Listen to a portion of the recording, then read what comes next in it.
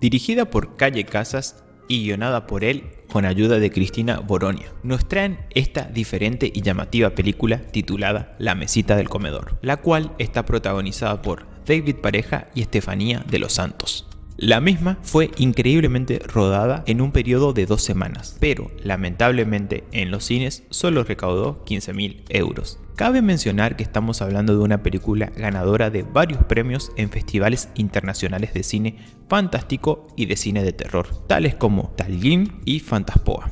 Pero dicho, y ya sabiendo todo esto, ¿cómo es que esta película obtuvo semejante popularidad?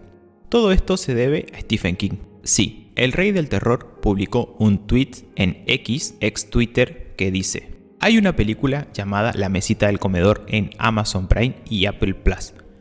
Creo que nunca en mi vida vi una película tan negra como esta, es horrible y terriblemente divertida.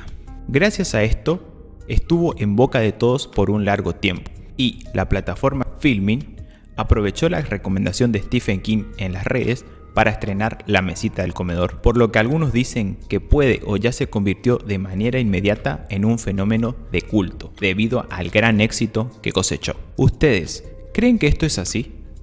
La mesita del comedor retrata un tipo de matrimonio muy malhumorado y que se llevan bastante mal. Ella desea ser madre a toda costa. Él es un poco más relajado y tranquilo. Me atrevería a decir que hasta un poco inmaduro. Se nos cuenta que él antes quería posponer todo lo que pueda el hecho de tener hijos. Sin embargo, la película abre con un parto. La cámara toma a la protagonista en primera persona, dando a luz al hijo de ambos, al cual llamaron Cayetano. A él para nada le gustaba este nombre. También nos plantea cómo todo puede cambiar radicalmente de un momento a otro.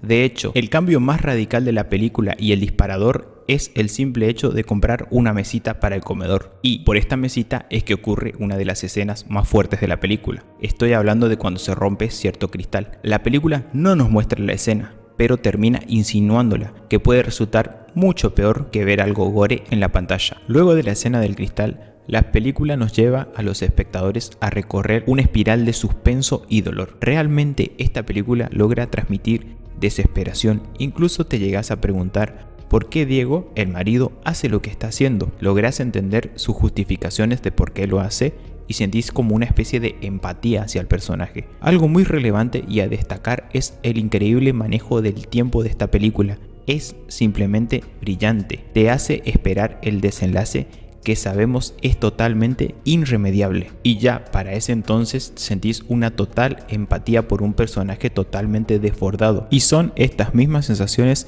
que se logran transmitir a los espectadores. El director se toma su tiempo en mostrar los estados de ánimos y la desesperación en primeros planos, lo que hace que este film sea muy difícil de soportar, dicho de la mejor manera posible tratándose de una película, pero sí, logra transmitir muchísima, pero muchísima incomodidad hasta que la película finaliza, lo cual es muy difícil que una película logre mantenerte tenso durante todo el tiempo que ésta transcurra.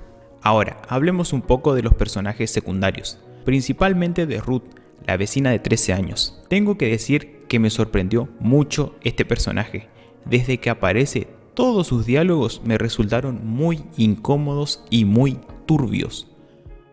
No puedo repetir ninguno de esos diálogos acá por obvias razones, pero es increíble. Incluso me hizo dudar muchísimo de Jesús. Me hizo pensar que Jesús realizó algunas acciones que esta nena dice. Me atrevería a decir que por momentos lo odié. Otro personaje a destacar es Carlos, el hermano de Jesús. Cuando aparece este personaje me cayó pésimo y me resultó muy pesado.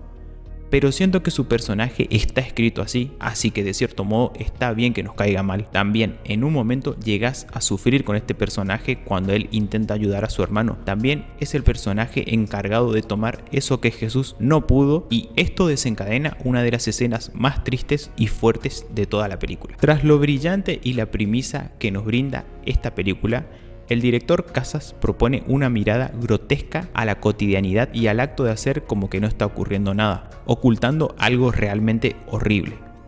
Todo esto tras actos tan ordinarios como ir a comprar para la cena con invitados, verter una copa de vino o mirar una fotografía pueden conllevar a un peso trágico dentro de la trama.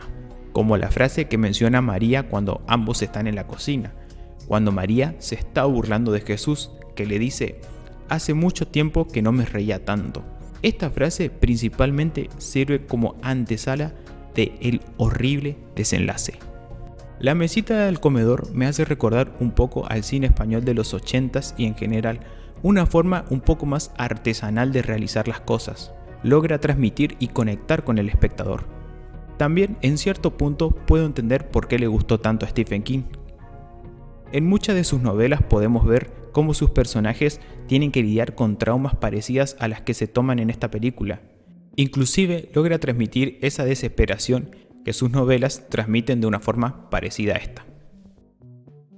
Y ahora, les pregunto a ustedes, ¿qué les pareció esta película? ¿Realmente está a la altura que se comenta? ¿A ustedes también les perturbó o les transmitió algo? Los leo en comentarios. Si te gusta este tipo de contenido, no dudes en suscribirte y por favor dejar tu me gusta.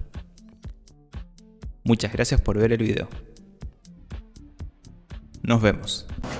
Que esta mesa, por diseño y por su nivel, les va a cambiar la vida a mejor.